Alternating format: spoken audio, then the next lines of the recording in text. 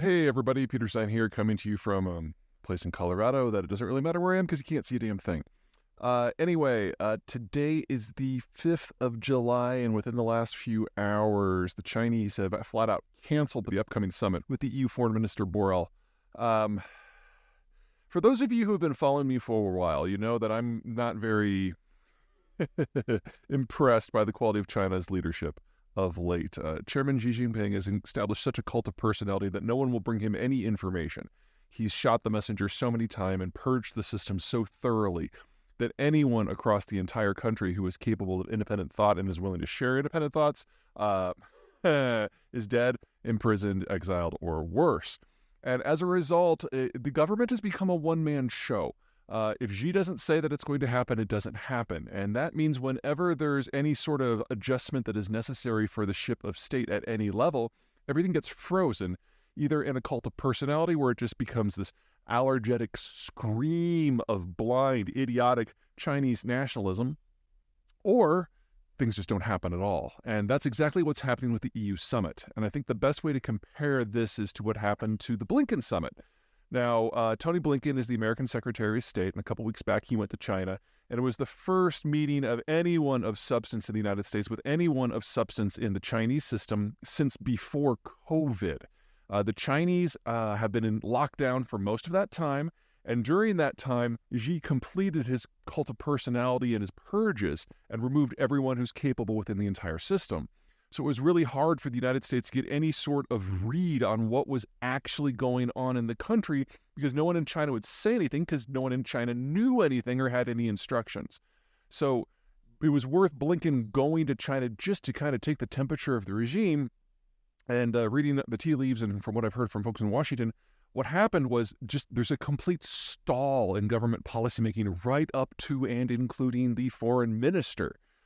And knowing that is really useful for the United States. If China is completely incapable of governance, then you should expect to see a mounting series of ever more serious foreign policy and internal policy disruptions, mistakes, and collapses. We're seeing some of that. We'll talk about another one of those with the next video as regards to economic issues.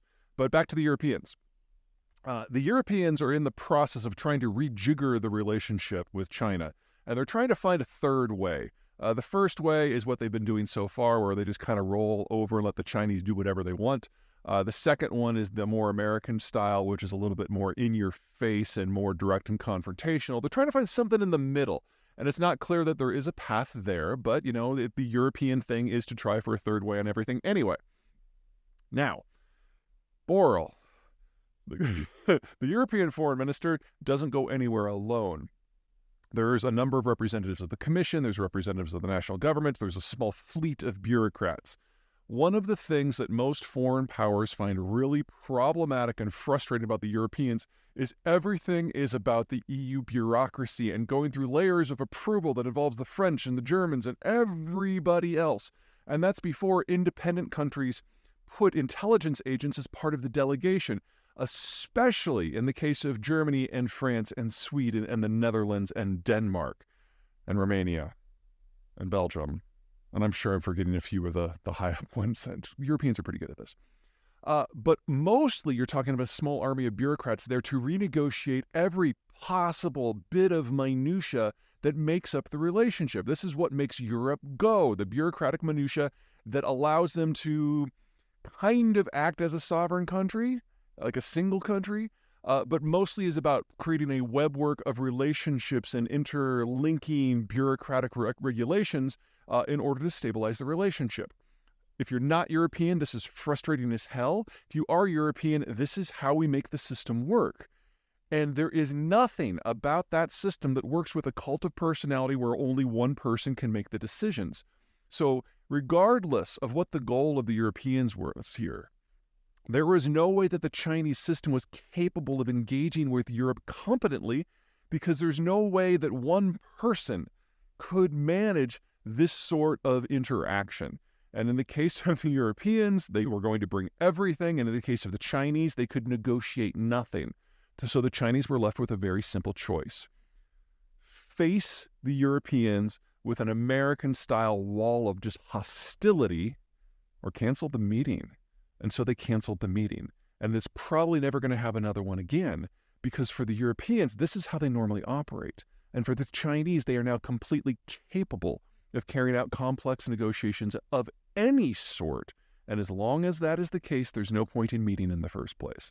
So it will be up to the Europeans, either talking with the Americans or other foreign powers or among themselves, to figure out what happens to the bilateral relationship with the Chinese when the Chinese are not capable of engaging at all. That's going to be a topic for another day. But anyway, next topic, we'll talk about some of the economic things that the Chinese are doing in this mood of a cult of personality. All right, bye.